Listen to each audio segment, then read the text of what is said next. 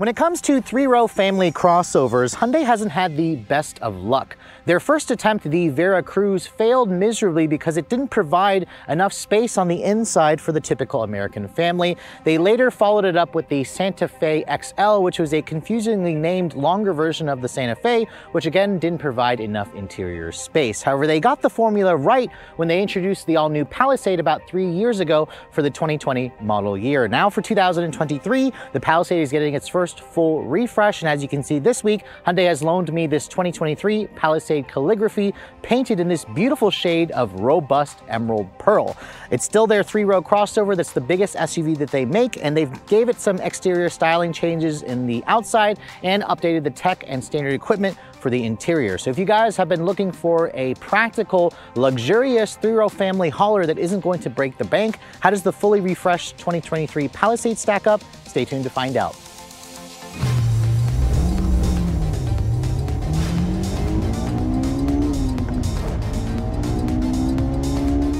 Now, before we start talking about the exterior styling changes that Hyundai has made, let me remind you guys what's underneath the hood. Now, there are no mechanical changes this year, which means for those of you who want something that's electrified or turbocharged, you may have to look at the competition. Now, underneath the hood, you're gonna find the tried and true corporate Hyundai 3.8-liter gasoline direct injection V6 with their continuously variable valve timing. The output numbers have not changed this year, still making 291 horsepower and 262 pound-feet of torque. It all goes out through an 8-speed automatic transmission with a torque converter that is a Hyundai design transmission. And then you can take your pick between either front-wheel drive or the company's signature H-Track all-wheel drive for an extra $1,900. Fuel economy for this model here, being all-wheel drive, is rated at 19 in the city and 25 on the highway. It goes up to 2027 if you guys go for front-wheel drive. Regular gas is going to be recommended. It has roughly a 19-gallon gas tank. All Palisades will tow when properly equipped up to 5,000 pounds, and this vehicle weighs in at around 4,500 pounds. So the basic specs haven't changed. 0 to 60 performance should be in the 7-second range. We'll test it out when we get this vehicle out on the road. But let me go ahead and close up the hood and show you guys the exterior styling. Now, first of all, the calligraphy trim is the highest spec version of the Palisade that you can buy. It was new for 2021, and you can see the styling changes this year for 2023 are really subtle, but they are very effective. You have the new corporate face of Hyundai that they introduced a couple of years ago. You can see it's got their Cascade waterfall style grille. The grille itself has like a satin silver shine to it, almost like a chrome look. This is unique on the calligraphy. Only the calligraphies have this front end. There's also an XRT version that I haven't showed you guys yet as a review, but it has blacked out accents. It's kind of more of a sportier street accented look as opposed to an off-road ready look that you might get on the Telluride. Now you can see all Palisades come with their full LED turn signals here with LED daytime running lights. The LED daytime running light design has changed. You can see it's moved to the outer portion of the light cluster. There's also this really random LED light there that some of you may or may not like. You can see you have LED low and high beams. It's now standard across the board on all trims. Previously, if you wanted a Palisade with LED headlights, you had to go for the higher trim, so it's nice to see Hyundai made that change. The new look here is effective, and I think it looks really a much more cleaner design versus the pre-refresh model. I also love this color. You can see this dark, or this robust emerald pearl is unique to the calligraphy trim, so only this trim allows you to buy it with this beautiful dark green exterior color. Now, looking around the side profile, you can see this is sharing a platform, as you guys know, with its sister vehicle, the Kia Telluride. I actually just had a chance to drive that car, and I was really impressed with the refresh changes. I also really like the way Hyundai has gone with the Palisade. Now, its overall length is 196.7 inches long. It's the exact same length as the Telluride. They share the same 114.2 inch long wheelbase. So again, biggest SUV that Hyundai makes, and it has kind of like a boxier shape, but not quite as boxy as the Kia version of this vehicle. So let me know in the comment section below which one you guys prefer in the design. The calligraphy trim also gives you kind of a cleaner, more premium look with the painted fender or painted wheel arches here, which are body colored. And then you have these very unique looking 20-inch wheels. wrapped in a 245/50 R20-inch tire. You can see it's got a multiple spoke design with a kind of a two-tone finish to it. I actually don't like the wheels on the Calligraphy. I like the blacked out wheels on the XRT or even the limited trim, so I wish Hyundai had put a better looking wheel on this particular trim. The door mirrors, you can see, have a really interesting design for the integrated turn signals. They are body colored. You can see satin silver accents for the window trim along with the roof rails. There's also a panoramic roof that's available standard on this trim where it's two separate glasses. You can see the door handles have like a satin silver finish to them along with the lower rocker panels. And then you can see here looking at the rear, the overall profile hasn't really changed. Remember, this is a light refresh. Love the green color. In the sun, it really pops. It just makes this SUV stand out even further. Now at the rear, the changes are even smaller. You can't really tell the difference in the rear end styling. The taillights you can see are practically the same. The Calligraphy has these kind of interesting light bars and this silver piece accenting the tail light that kind of gives it a three-dimensional look. You have LED turn signals.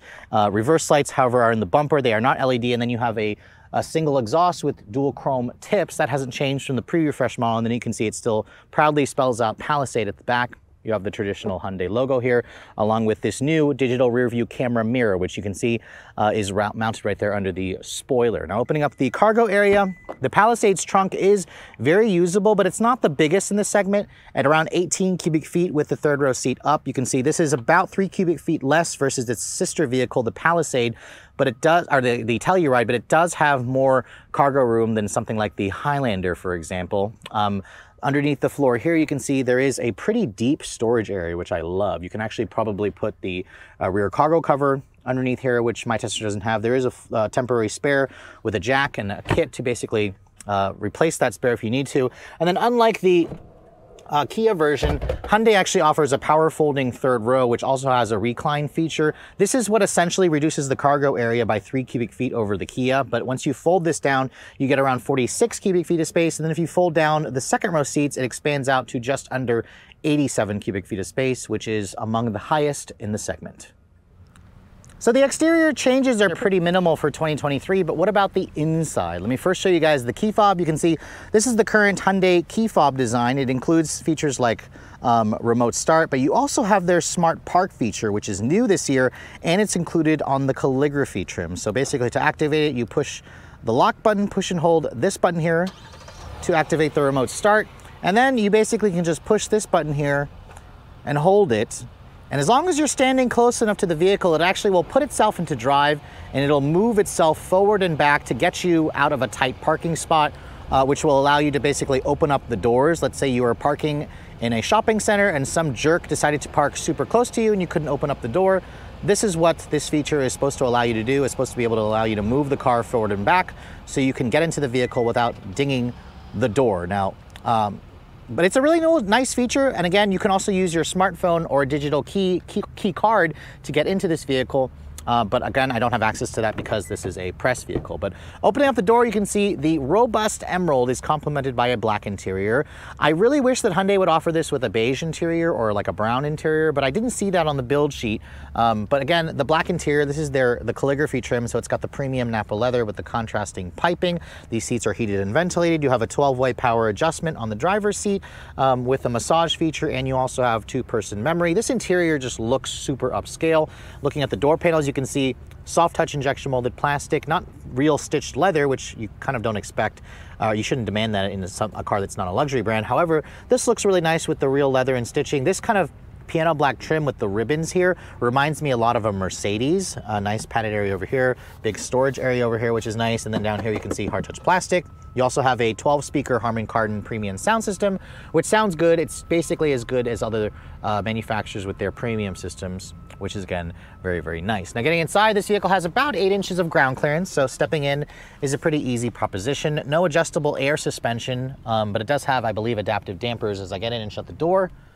The door has a nice solid sounding thunk, which is going to give you a nice impression of quality. Now, starting the vehicle up, you can see the button is right where you'd expect it to be. It is blocked by the steering wheel, but once you kind of remember where it is, the vehicle starts up with a typical Hyundai chime. And you can see here, the driver is graded with two 12.3-inch displays, which I believe is standard across the board. Although most of the higher trims, obviously, are going to have the bigger 12.3-inch display here. This is Hyundai's latest infotainment system. It still does not have wireless Apple CarPlay or Android Auto.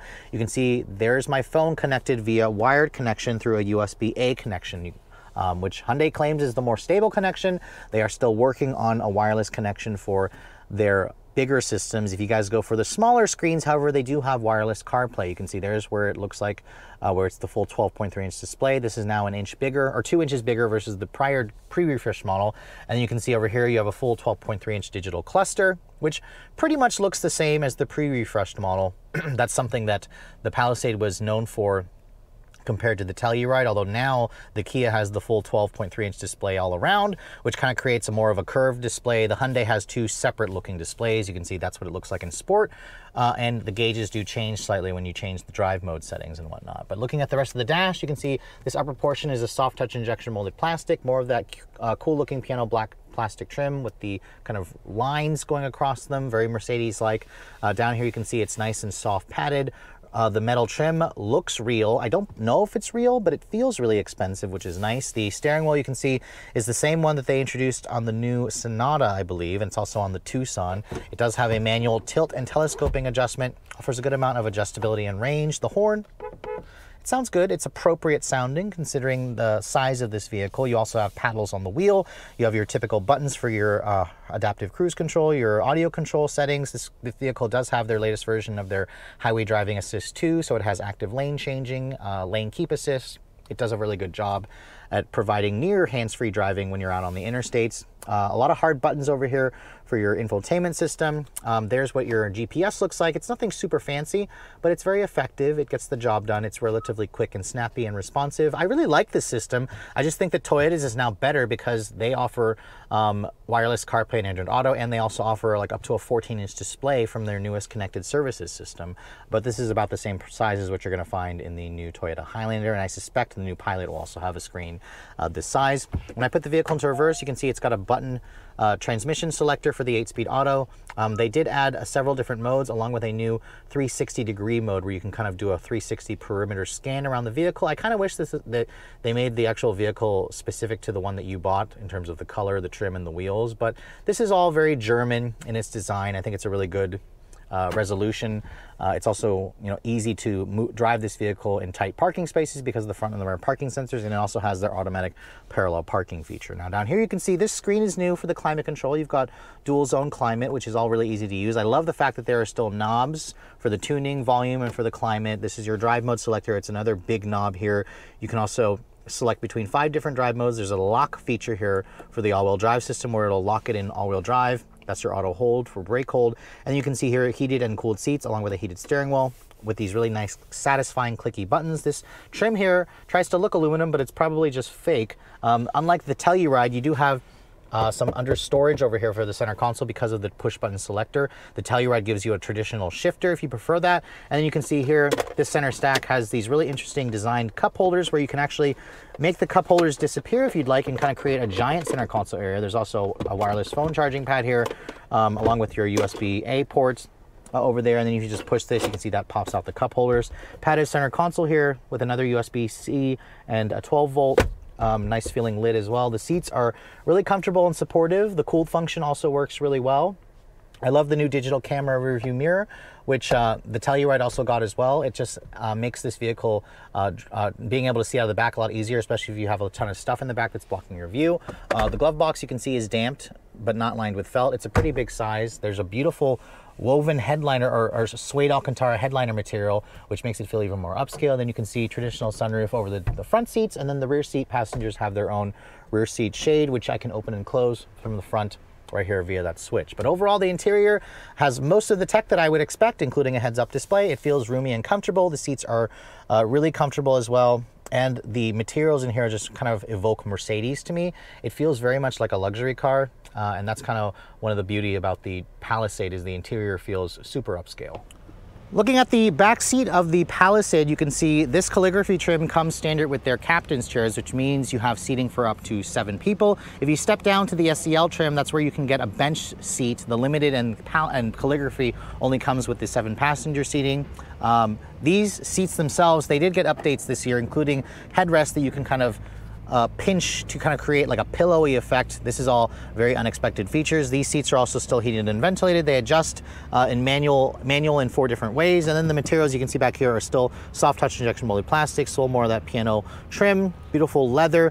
And then you can see metal trim accents for the door handles and some of the speakers and whatnot. It's still a really nice place to spend time. Now getting back here, you can see the legroom at 41 inches is huge. Now getting back and shutting the door, it's for somebody that's 5'7", I can get back here and get super comfortable. I can also kind of adjust this seat forward and back if I need to. This is with the seat all the way back. This is how you get the 40 inches of legroom. There are, as you guys also saw, manual sunshades here, which you can kind of help to block out more of the light if you'd like. And then you can see here heated and ventilated seats included on this calligraphy trim, and along with your own set of rear seat climate controls. And then you also have a 12-volt household outlet and then a car 12-volt right there, along with 2 USB-C charging ports, which again, this was upgraded for the 2023 model year to the USB-Cs. They charge quicker. You can see there's 2 storage pockets over there, which is all really nice. There's also some ambient lighting in this car where you can kind of adjust that. You can almost kind of see the ambient lighting underneath that trim piece over there. Now getting back into the third row, there's obviously a pass-through here, but you can also push this button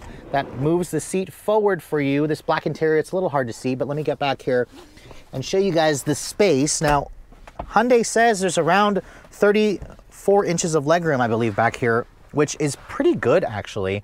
This is with the seat all the way back. You can see my knees are touching at 5'7". I could ask this passenger to move the seat forward a little bit. It would still give them enough space to be comfortable, and this would allow me to sit back here on longer trips without my knees hitting here. You can see the body of the vehicle is sort of wide enough where you could fit 3 across. It'd be a tight squeeze. You'd need to put skinnier passengers back here.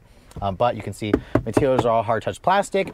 The Palisade does include power recline function for the third row because of that power folding mechanism, and you also have 3-level heated third row seats, which is a class exclusive feature in this segment, the non-luxury segment that is. You can see you have 2 USB-C, another USB-C charging port. That beautiful Alcantara material kind of carries over back here as well, which I really wasn't expecting. You also have some LED lighting back here for the map lights, but overall the Palisade's beauty really lies in the fact that you could theoretically carry adults back here in the third row as long as they are under 6 feet tall. So here we are back in the fully refreshed 2023 Palisade. I'll be honest here, if I had 2 or 3 kids and I didn't want to break the bank on something too expensive for a family vehicle, this and its sister car, the Telluride, would be at the very top of my list, as long as you don't want a hybrid powertrain, because that's the one thing that these cars don't offer. But now that we're behind the wheel, the refreshed one for a little bit longer period of time, let's go ahead and refresh our thoughts on this vehicle, because in terms of the driving dynamics, nothing has really changed. We still have a 3.8 liter V6 connected to an 8-speed auto with about 291 horsepower. Now, when I last tested this car 0 to 60, I got 7.6 seconds. That was with Tommy from TFL on board and in North Carolina. So let's see what I can get back home. Brake torquing it responds well to that. Engine still is smooth and it sounds pretty good. Much quicker acceleration time here. 6.7 seconds is pretty good. That's actually very close to what I got in a 2022 Telluride on that same stretch. I think I got 6.6 in that car, which nobody buys this vehicle for a 0 to 60 time. I mean, most of you probably won't even brake torque a car like this. But we'll retest it over there, taking away the brake torquing part, because most people probably won't do that anyways. But overall, it's still a smooth powertrain. It's a naturally aspirated V6. That's what a lot of people tend to want. It's more durable, it's less stressed out, and it has that V6 sound versus a turbo 4-cylinder. That's something that not a lot of people tend to really like. But let's go ahead and see what we can get here. The car is in sport mode. I'm leaving all the nannies on. This is all-wheel drive, remember. We'll just floor it this time. This 8-speed shifts really smoothly. 7.2 seconds there. That's without brake torquing it. This is with it more going slightly uphill. So the performance is going to be perfectly fine for the majority of people. Although I wonder if you have this car loaded up with 7 or 8 people, or you're towing, you know, the 5,000 pounds that it's able to tow, how it would feel. The naturally aspirated V6 requires you to rev it out. It's an older engine. It's a direct injection, dual continuously variable valve timing V6. Hyundai and Kia has a 2.5 liter turbo 4 that's also available in the Santa Fe, for example, or in the Sorento, but for some reason they've stuck with the V6 for this platform. Now, it is an older platform, and from what I'm told, the next gen that they're developing should be able to accept electrification. Obviously, that's kind of where the industry is going. But we'll go ahead and switch the drive mode here to Smart.